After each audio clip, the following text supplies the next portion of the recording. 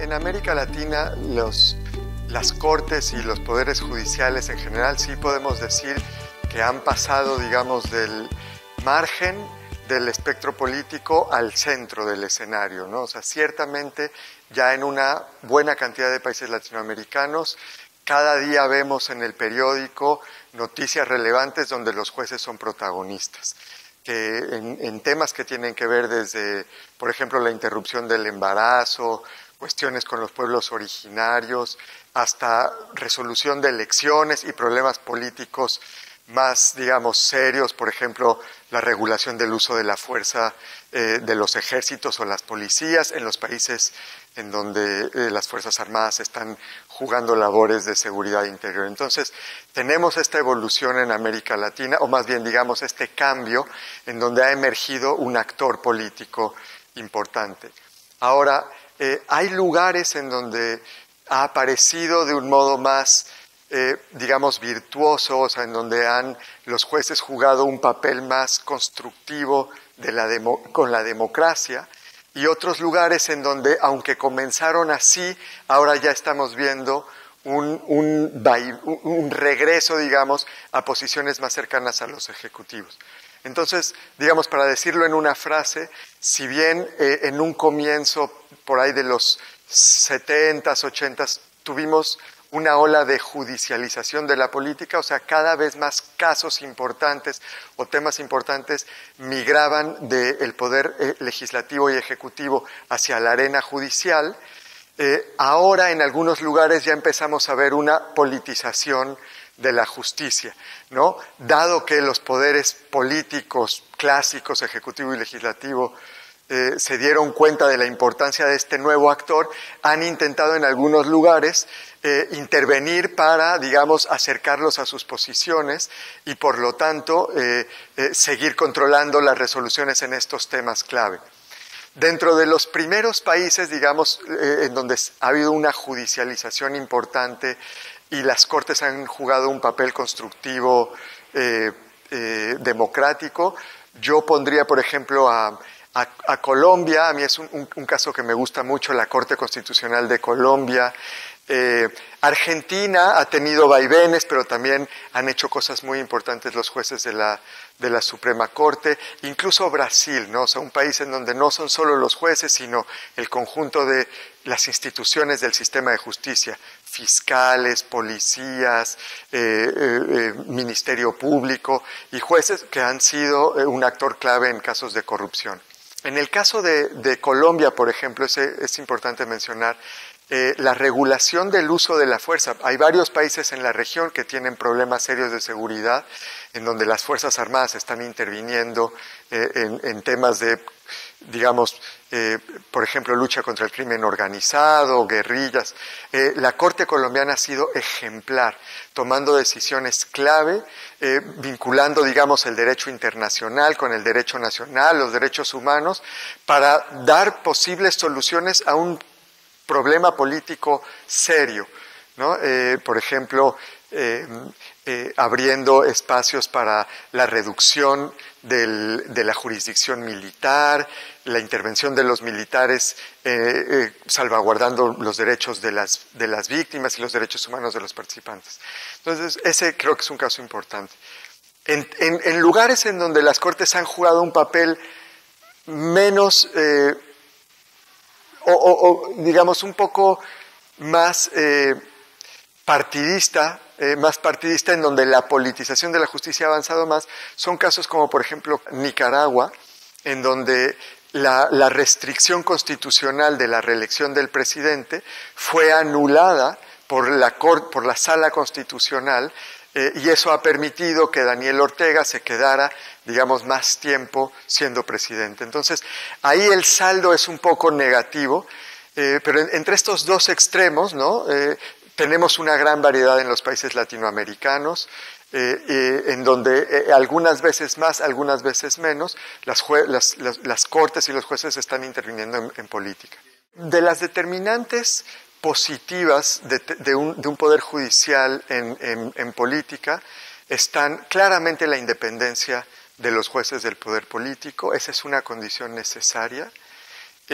Está también el poder que tienen, porque puedes tener mucha independencia, pero si no tienes poder real para intervenir en la interpretación de la Constitución o tu área de acción es muy, muy restringida, pues eres irrelevante en términos políticos.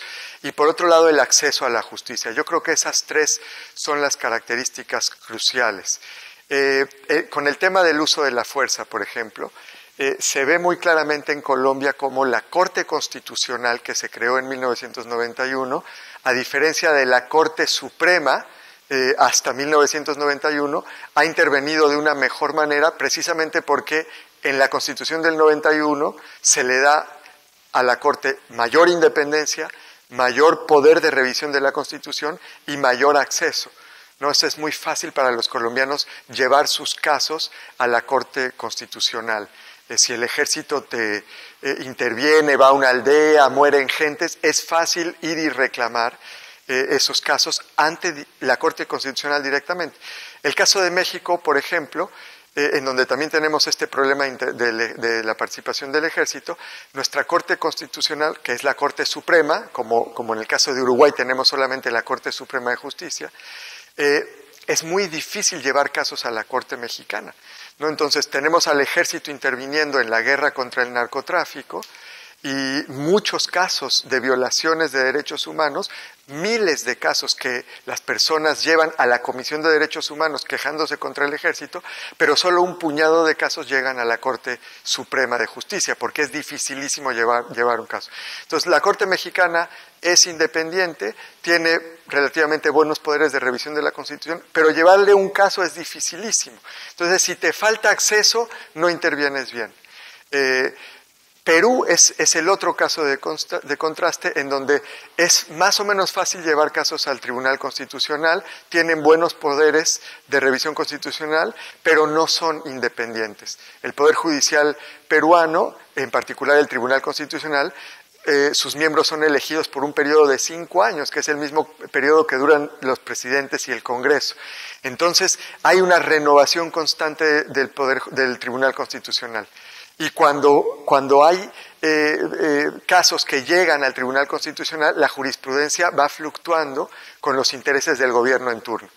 Entonces, para que se dé, digamos, una buena intervención de las Cortes en política, se requieren las tres cosas: independencia, acceso y buenos poderes de revisión constitucional.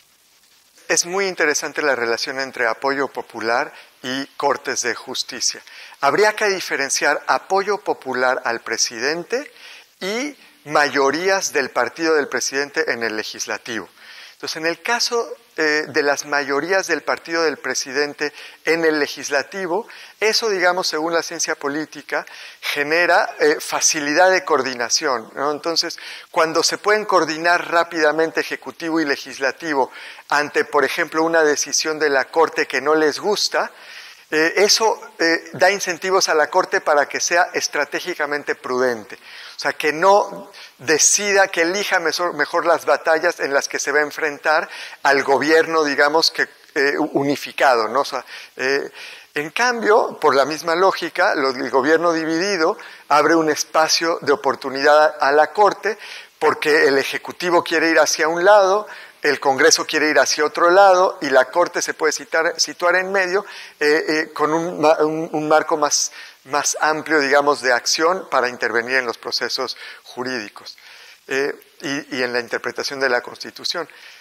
El apoyo popular al presidente es una nueva situación, ¿no? O sea, estos presidentes que no solamente ganan la mayoría en el Congreso, sino que además tienen un apoyo personal de una gran mayoría de la población. Por ejemplo, el presidente Uribe en Colombia, pues quizá el nuevo presidente electo en Brasil, Bolsonaro, Andrés Manuel López Obrador en México, son presidentes que tienen un apoyo importante ellos. Y eso sí pone a las Cortes en una situación novedosa, porque a pesar de que las Cortes tienen una tarea de defender a las minorías, no se pueden disociar de lo que la gran mayoría de la gente quiere. Y lo que logran estos líderes es unificar a la opinión pública en torno de una agenda, que es distinto que haya un gobierno unificado, porque hay veces que hay gobierno unificado, pero el presidente no es tan popular. Si las cortes son legítimas y toman buenas decisiones, la gente puede ayudar al Poder Judicial o, digamos, la opinión pública mayoritariamente apoyarlos. Pero cuando hay una gran mayoría de la opinión pública detrás de un proyecto, detrás de una persona, eso las pone en una situación muy difícil. Aún así, hemos visto situaciones como en Colombia, la prohibición de la segunda reelección, más bien la anulación de la reforma constitucional que permitía la segunda reelección del presidente Uribe por la Corte Constitucional, que fue algo extraordinario. Pero el otro fenómeno, se acató y estuvo muy bien. No sabemos bien qué va a pasar en Brasil. Va a ser algo muy interesante observar el Poder Judicial brasileño frente a este triunfo bastante impactante del nuevo gobierno, en la derecha del espectro ideológico, y también en México. Vamos a ver qué hace el Poder Judicial enfrentando esta situación de gobierno unificado y un líder, un presidente electo que tiene un apoyo mayoritario importante.